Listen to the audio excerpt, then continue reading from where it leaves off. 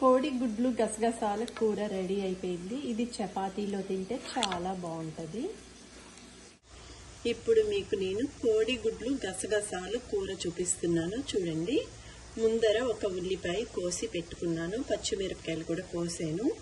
ఒక ప్యాన్ తీసుకొని 2 గరిటెలు నూనె వేసాను. నూనె మరిగింది. ఇప్పుడు ఈ ఉల్లిపాయ ముక్కలు వేస్తున్నాను, పచ్చిమిరపకాయ ముక్కలు. చూడండి, కోడిగుడ్లు గసగసాలు ఇగురు. ఇప్పుడు దీంట్లో 1 స్పూను పసుపు వేస్తున్నాను, 1 స్పూను అల్లం వెల్లుల్లి పేస్ట్. శుభ్రంగా ఒక్కసారి ఇట్లా కలపాలి. ఇది గోల్డెన్ బ్రౌన్ వచ్చాక బాయిల్డ్ ఎగ్స్ వేసి గసగసాలు వేసి చూపిస్తాను మీకు. చూడండి,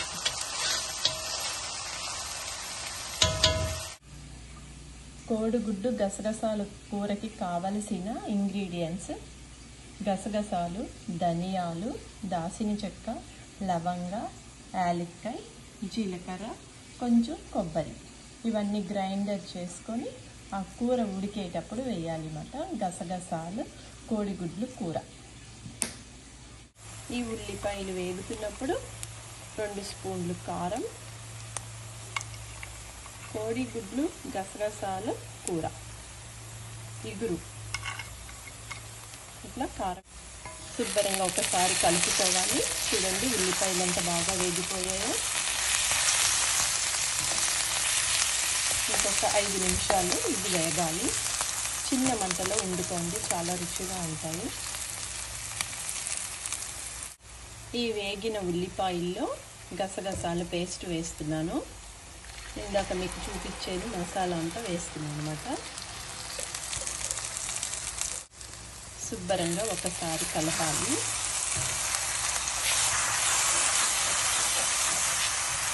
ఈ గసగసాలు మసాలా ఉడకాలంటే కొంచెం నీళ్ళు వేయాలి. శుభ్రంగా ఒకసారి కలుపుకొని ఒక 10 నిమిషాలు ఇది ఉడకాలి అన్నమాట. ఈ మసాలా అంతా ఉడికితే రుచిగా ఉంటుంది. తర్వాత ఉడకపెట్టిన బాయిల్డ్ ఎగ్స్ వేయడమే ఇందులో. కోడిగుడ్లన్నీ ఉడికిపోయాయి. కోడిగుడ్లన్నిటికీ ఇట్లా ఘాటులు పెట్టుకోవాలి, ఎందుకంటే కూర అందులోకి వెళ్తే రుచిగా ఉంటాయి గుడ్లకి. ఇప్పుడు మూత తీసి కూర అంతా దగ్గరికి ఎగిరిపోయింది. ఇప్పుడు ఇందులో నేను ఉడకపెట్టిన కోడిగుడ్లన్నీ వేస్తున్నాను. చూడండి, కోడిగుడ్లు గసగసాల ఇగురు. ఇది ఒక 5 నిమిషాలు మళ్ళీ ఉడకాలి. ఉడికాక కూర రెడీ అయిపోయినట్టు. ఒక 5 నిమిషాలు కుతకుత ఉడకాలి.